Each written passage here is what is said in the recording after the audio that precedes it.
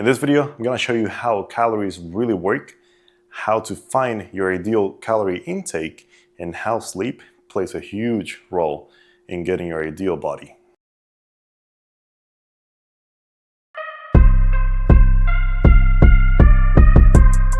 Let's break it down. You have 3 calorie zones, which are calorie deficit, maintenance, and calorie surplus. What are these? Well, first you have to know how many calories you need to consume in order to stay at your current weight, which would be your calorie maintenance. How do you do this? Well, it's super easy. There's a calculator online that you can just go to, put your information in there, your age, height, weight, gender, and even your activity level, and it's going to give you a really accurate estimate of how many calories you need to consume.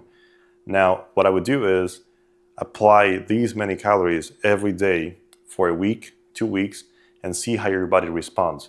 If your weight doesn't change at all, without you changing anything else outside of your calorie intake, then it's a very accurate calorie intake that you need to maintain your current weight. Then from here, if you want to gain weight, you will need to be at a calorie surplus. So a calorie surplus is when you are eating more calories than you need to maintain your current weight, which is going to lead to gaining weight. Ideally, muscle. That means you need to train hard, of course. Then you have calorie deficit. So you are at a deficit of calories. How do you do this? Well, you start subtracting at least 300 calories from your current calorie maintenance. So let's say, just to make it simple, your calorie maintenance is 2,000 calories a day. So you just drop 300 calories. Now you're going to be consuming 1,700 calories a day. So what you do is that you go and make sure that you're eating 1,700 calories a day, and for 2 weeks, see how your body changes. If there is change, then stick to this intake for a long period of time until you no longer see your weight going down or any body changes. Then start dropping more calories as you go on. But how do you really know how many calories you're eating? Well, once you have this number, so that was a step number 1, you find your ideal number, your ideal calorie intake. Then you go and break it down into macronutrients.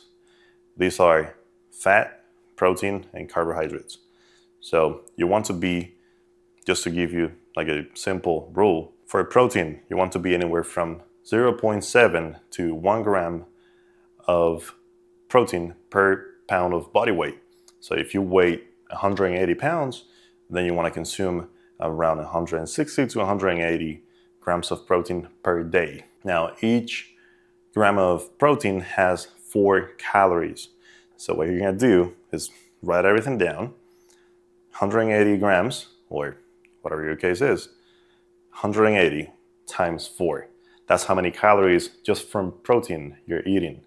Then carbohydrates, you want to be anywhere from 0.75 to 2 grams per pound of body weight.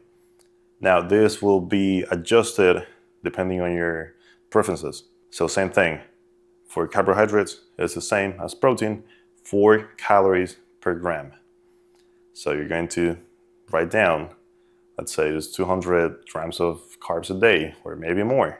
You write down 200 grams of carbs times 4, that number. That's going to be how many calories from carbohydrates you're going to be eating. Then you got fat. Fat is the most calorie-dense macronutrient. It is 9 calories per gram. So for fat, you want to be anywhere from 0.25 to 0.4 grams per pound of body weight. So whatever that number is, times 9.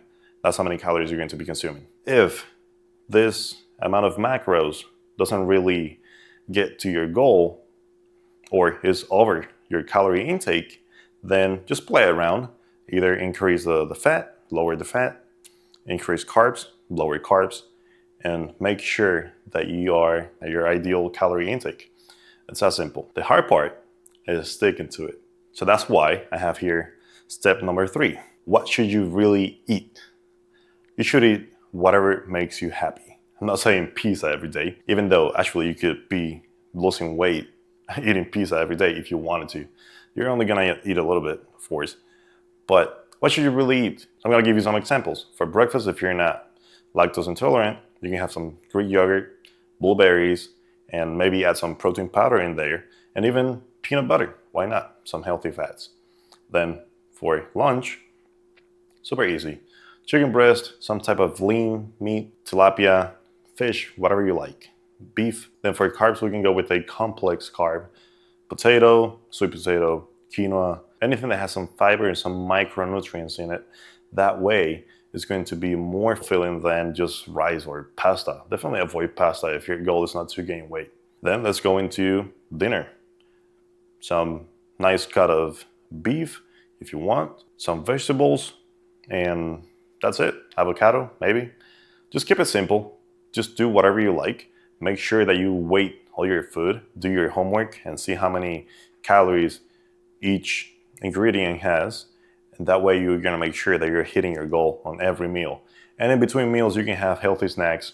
Protein bars, not ideally, but why not? Some protein bars, go for the best options. Or you can just have simple snacks. Just make sure that they are clean, they're healthy, they come from the ground, they come from earth and not some made up lab. Definitely, if your goal is to lose weight, lose body fat, avoid liquid meals. They're going to not fill you up as much. They're going to just pass through your stomach quicker than a solid meal. So if your goal is not to gain weight, avoid liquid meals. Drinking your calories is the worst thing you can do if your goal is to lose body fat. If your goal is to gain weight, then I encourage you to add a few liquid meals. That way you won't be full all day like I used to when I wanted to gain weight. I was going to bed with a full belly, waking up full and having to eat again. Step number 4, meal timing and frequency. It doesn't really matter when you have your meals.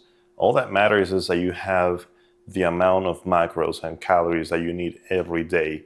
How you place them is up to you, up to your schedule, to your lifestyle. And frequency, it doesn't really matter. There is a myth, as I mentioned on the video before, that some people say you should have 6 meals a day every 3 hours. And that is just crazy.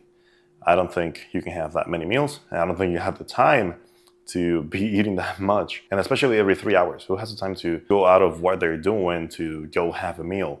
Because if you miss it, you're gonna die. No, nothing will happen. Just do whatever works for you. As long as you're eating what you should is all that matters. Some things that you should avoid is drinking juices or just drinking fruit. Instead of eating an orange, making orange juice. Now you're taking away all the fiber and all the good stuff that you want in your stomach to fill you up. So just avoid drinking too many things. Just drink water. If you don't like water, add some amino acids in there, which will add some flavor. Now they won't really help recover faster than you will by eating your regular protein, but they will add some flavor to your water and it's gonna make it way easier to drink it. And another thing, even if you don't hit every macronutrient, make sure that you're hitting at least your protein goal, because this way you're gonna guarantee that you're gonna be recovering quick enough, recovering your muscles so they grow, and you're going to feel way fuller than by eating mostly carbs. And try to not rely so much on a lot of fat. Fat is a tricky macronutrient. As I mentioned, it is the most calorie dense and the less fulfilling one. It is so easy to ruin your whole calorie intake by adding an extra tablespoon of olive oil to your salad.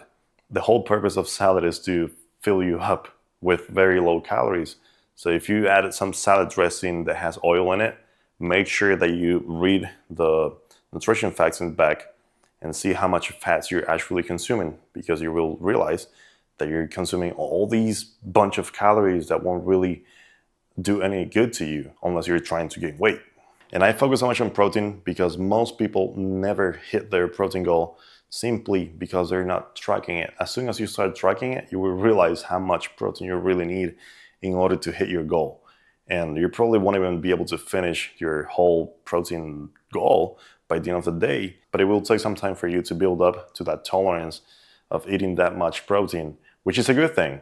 You burn way more calories in the process of digesting and breaking down the protein in your stomach than carbs, which is another hack to even make the process way faster. Now let's take a look into sleep. Sleep, and it's like the overlooked secret weapon. If you're not sleeping, your hormones are gonna be trash. Your cortisol is gonna be through the roof, which will prevent you from actually utilizing all that body fat that you want to get rid of if your goal is to get lean. Even if you're trying to gain muscle, when you sleep is when all the process of recovering the muscle to building all this new tissue happens. If your sleep is trash, it's gonna take you way longer to see the results that you could be getting in 3 to 4 months. So you wanna make sure that you're sleeping at least 6 hours of good quality sleep. Also, during sleep is where all your hormones are going to be regulating and making sure that you are at optimal levels. Some things that you can do to improve your sleep are having a routine around your sleep, setting up an alarm for you to go to bed. So that way you know it's time for you to get off the phone, turn down the lights, have the room as dark as possible. Something else that you can do is have a slow digesting protein. It could be a supplement like casein, or just having some real protein. Like, let's say your last meal is steak and some vegetables. And just to finish this video, try to track your calories for at least 2 weeks at least, so you can have a clear idea of how you should be eating. This way, you're going to save years of bad habits and doing the wrong things.